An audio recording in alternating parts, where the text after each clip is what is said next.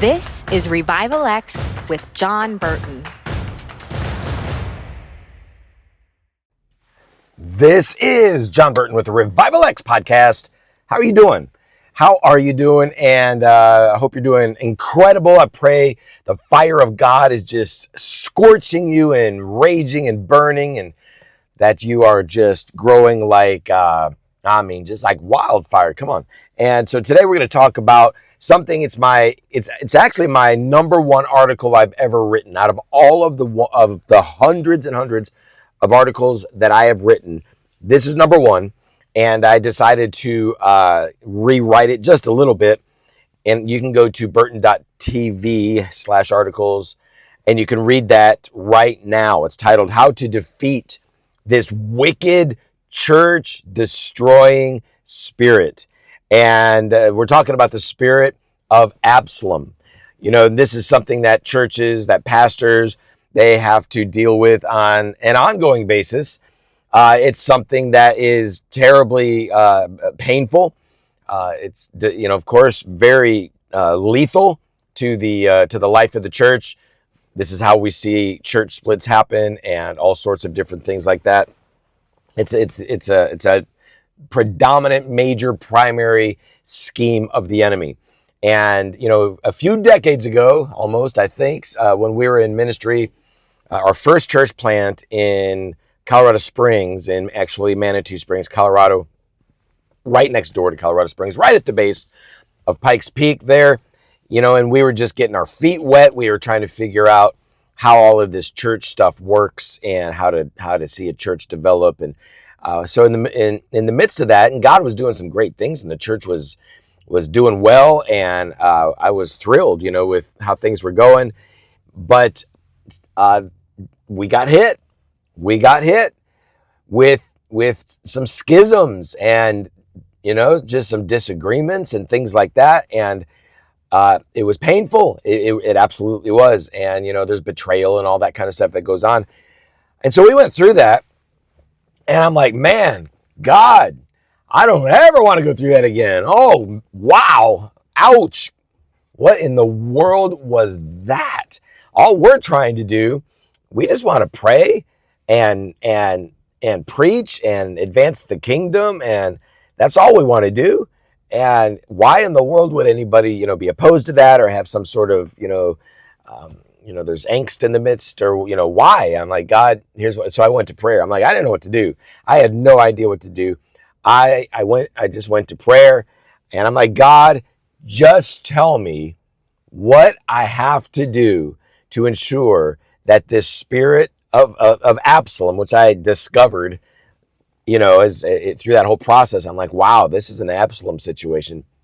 How do I ensure the spirit of Absalom never touches us, never touches our church again? And I was living a vibrant life, and God liked to talk to me, and I was ready to hear some just great revelation. And so I was waiting, and he said, you will never find a way to stop an Absalom attack from hitting your church. He said it's the enemy's primary number one scheme for destroying churches. It's the Absalom spirit. And I'm thinking, you've got to be kidding. What? You're telling me there's no way to make us bulletproof against this thing? There's no way to create some sort of an invisible shield around our church to where the Absalom spirit doesn't touch us? And he said, no, it's impossible. It's absolutely impossible. So of course I'm like, well, that's encouraging. And, in truth, I was actually very thankful for the Lord's straightforward honesty. I'm the kind of guy, I don't want fake encouragement, and so much of the church today is built up on that, just fake encouragement, and without, there's just, how about we just deal with the issues at hand and not worry about our feelings so much. And I wasn't worried about my feelings in the matter. I just wanted to deal with this. And so the Lord spoke very directly. But, so I'm at that point, I asked the Lord, I said, all right, if I can't avoid the attack, the Absalom attack, I need a strategy on what to do when it hits. And so he unfolded a strategy to me. I'm going to go over an introduction a very important introduction in this podcast. And I'm going to give you a link to a free ebook that you can download, and you can read that. I also want you to contact me if you have questions about this. I've taught this in churches all over. I've consulted with pastors and leaders regarding this issue. If you want to talk to me about that, I would love to do that. Just go to burton.tv/contact and we'll connect there. But let's talk, for starters, let's talk about 8 marks of an Absalom attack, or 8 things that are in the mix, 8 things that are going on, that maybe it's not a full-blown Absalom attack, maybe it's just a precursor to it. But let's talk about some of this. Number 1, gossip. Gossip. Even the most seasoned Christians can fall into the trap of talking when they should not. And it's witchcraft. Gossip is revenge. Gossip is self-centered.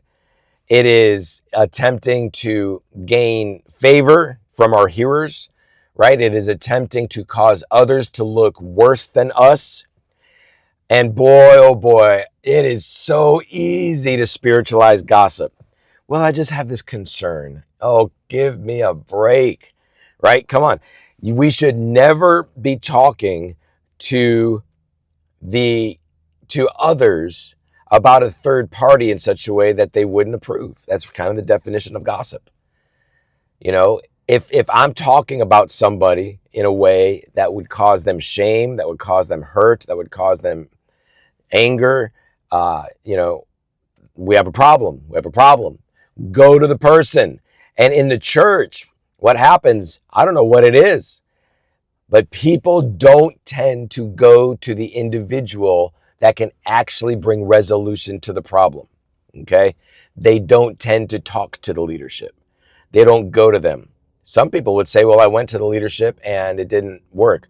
Well, even then, gossip is not your backup plan. Witchcraft cannot be your backup plan. At the end of the day, you just got to realize that maybe you're not going to be able to promote what you want to promote. Okay, so number 1, gossip. Number 2, right versus wrong. Right versus wrong. This is where we're living in the tree of the knowledge of good and evil. And I have a whole teaching on that. You got to get that teaching. It's titled Unoffendable. There's the tree of the knowledge of good and evil didn't reveal lies. It revealed facts. But there's a difference between truth and facts. The fact might be that somebody hurt me. The truth is I forgive them. And I hold nothing against them and they are innocent. That's the truth. The fact is they may, because of what they did, we would say they're guilty, but because of my forgiveness, they are innocent. That's the truth, right? And so if we live in the tree of the knowledge of good and evil and we major on right versus wrong and on facts and trying to prove our point and blaming, pointing fingers, trying to force what we want to be done because we believe we're right and other people's are wrong, it's vile. It's absolutely vile. If you're living in the tree of life and you're talking to somebody about somebody else, it's going to be life-giving. It's going to be wonderful. Okay. It doesn't mean that there aren't issues at hand and difficult things going on. There are difficult things going on, but we need to handle that the right way with the right heart. Okay. Number 3, these are 8 marks of an Absalom attack. Number 3, contrary visions. Contrary visions. Are you attempting to promote your own agenda instead of rallying around the vision of the house? People can get frustrated when their viewpoint or their spiritual DNA or their gift mix, their passion for a specific ministry or a specific style or a paradigm. It's when it's not affirmed by leadership. And handling this wrongly is an indication of being influenced by an Absalom spirit. Well, I've got this viewpoint, or I've got this theological bent, or hey, people come into the, churches, all the time. I've heard people say, well, my last pastor wouldn't let me minister in such and such a way. I'm so glad that sure seems free around here. So I'm sure I'm going to be able to minister the way I want to. And I'm like, red flags flying. And then of course what happens when because they're not mature, they're not ready, the season's not right, that maybe the theological alignment's not correct, on and on and on. There's a lot of reasons why a pastor or leader would not affirm somebody's specific bent in ministry. So when that doesn't happen, the Absalom thing creeps in. It's very easy for them to get disgruntled, for them to gossip, for them to cause problems, for them to stir dissension. All of that's going on, right? So contrary visions. The vision of the house, God gives the vision to the leader, and the leader is leading the way. And while, of course, there's a variety of different ways that people can use their gift mix in their ministry, and it can fit in sometimes, but sometimes it doesn't. Sometimes you just got to just sit back and serve, and then grow and learn, right? And be developed, even though when what you carry isn't what the church is valuing or needing at the time. Okay, so contrary visions, that's number 3. Number 4, this is where it starts to get a little sketchy. It's already sketchy, getting a little more sketchy. Gathering others. You gather other people around you, seeking to gain support for your viewpoint.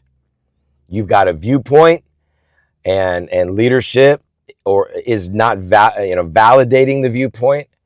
And so what do? You go to other people with your viewpoint. Okay?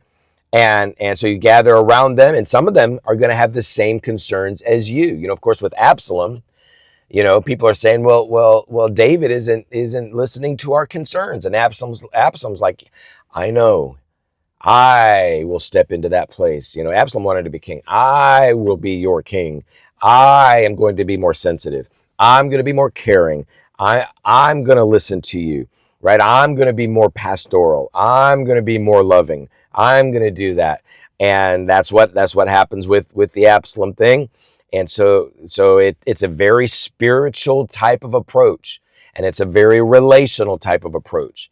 Well, the pastor won't even, meet with me. I'll meet with you. I'll hear you. I value you, right? He's not making himself available. I will make myself available. And so you gather people around you, and now we're getting into full-blown Absalom territory. Okay, this is very bad. It's very demonic. Absolutely wicked. And again, we're just talking about indicators or marks of an Absalom influence. Okay, number five, stealing hearts. This is what Absalom did. He stole the hearts. People who were rightly assigned by God to run with David, King David, right? And so he's stealing their hearts. Again, it's that same kind of idea that I just expressed. I'm going to be more relational with you. And so, hey, we've got a connection. Part of, something that's important is when you are leading under another leader, you're a support staff, you're a small group leader, that kind of a thing. It's, of course, relationships are wonderful, but it's very important that you work hard on promoting the connection, the role of the senior leadership, because while that senior leader may not have the relationship with the individual that you do, that leader is still their leader, right? And so you don't want, and this is how church splits happen all the time. It's like, well, I feel more connected to this person here. I don't feel connected to the senior leader. I feel connected to that person. And all these other people feel connected to that person. We got a relationship. And so I'm gonna hang with them. And when that person decides to leave the church to start their own church, well, guess who they're taking? I alluded to a situation at in Manitou Springs. There was an individual who came in, and he was one of our staff. He was a staff pastor, and every week he would be the one standing at the door, and he'd be greeting. He'd be giving some people the Christian side hug. He would be connecting relationally. Well, I didn't realize that he was developing something that was a little nefarious, and he had some ulterior motives. And so he decided overnight to leave the church. And now he had these people that he had wooed to himself, him and his wife. And they started their own church. I think it lasted 3 weeks. And then they moved to Florida and left all these people that left our church to join his, just left him in the dust, and left them wounded and alienated, and he stole their hearts, and damage happened everywhere. Okay? Again, it's not about being right and wrong. We got to remember this. Number 6, disengaging. We'll see. This is a mark of an Absalom situation. Are you disengaging, or are you running strong with the leader that God has called you to run with? Or are you shrinking back into a smaller group of disgruntled people? Are you pulling back? Are you not gathering together with people that share your opinion? You're disengaging. You're not alive and on fire and excited about running with the vision of the house. Is that happening? Okay. If that is, it's a danger sign right there. Number seven, it's the Matthew 18 situation. Is Matthew 18 being the Matthew 18 protocol to issues in the church? Is that being implemented, or is it not? If it's not, and you're taking matters into your own hand, that's where we have a problem. Matthew 18 must be adhered to. Okay. Do you approach leadership alone with your concerns, or do you violate Matthew 18 by involving other people and seeking their counsel? All right, it's a big deal. Okay, number 8, this is the last one. Marks of an Absalom spirit: division. Have you considered aborting your assignment in the church that God planted you in by dividing off into another church or going off and doing your own thing? A lot of churches are born out of rebellion in the spirit of Absalom. Is this a desire of your heart to split off and to do your own thing because you're not getting your way and things aren't happening the way that you want to? Or are you willing to grow through the challenge in your current church? Coming up at some point, I've done it in the past. This is all based on my book, Covenants in the Church.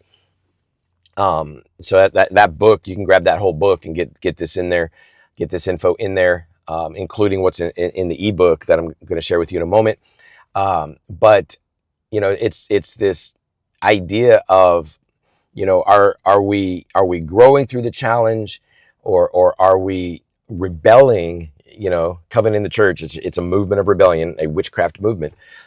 Is that how we're handling things? We don't want that. We need to stay locked in. We need to go to leadership. So many of these issues are so much easier than we realize. Just go talk. Just talk to leadership. And boy, I've got so many stories, and it's just the way to go. And so, I've watched the Absalom spirit absolutely destroy people and churches. The human wisdom that fuels it feels extremely spiritual. The arguments seem scriptural. However, the spirit is deadly. You got to be careful. You don't want to be hit by Absalom. You don't want to facilitate a spirit of Absalom. We need to deal with that. Now, for all of you pastors and leaders out there, there's a way to deal with it. Not only identify it, but to deal with it. And that's where the ebook's going to come in. You can also contact me if you want to talk about it. But go to burton.tv/Absalom, ABSALOM, burton.tv/Absalom. And you can download the ebook there, and it'll give you a strategy for dealing with this spirit when it comes into your church. All right. So that's it. I'm out of here. Got a prayer walk going on here in Branson. Going to walk through the streets and pray, and with others in the city. But I just pray that God just burns in your heart. I'm excited to be a part of the Charisma Podcast Network, and so that's it's not quite set up yet, but I think this message will make it on there when they get it all set up, and should be good to go in the next day or two. But God's just opening doors. We're getting the message out there. Writing for Charisma Magazine a little bit again, and getting these podcasts out and doing different things, videos, all of that. So you can get all of that. Go to burton.tv. You can also go to revivalx.tv, and that is our local ministry here in Branson, Missouri. All right, you're amazing. I pray God just rocks your world in the best way, and we'll talk to you next time.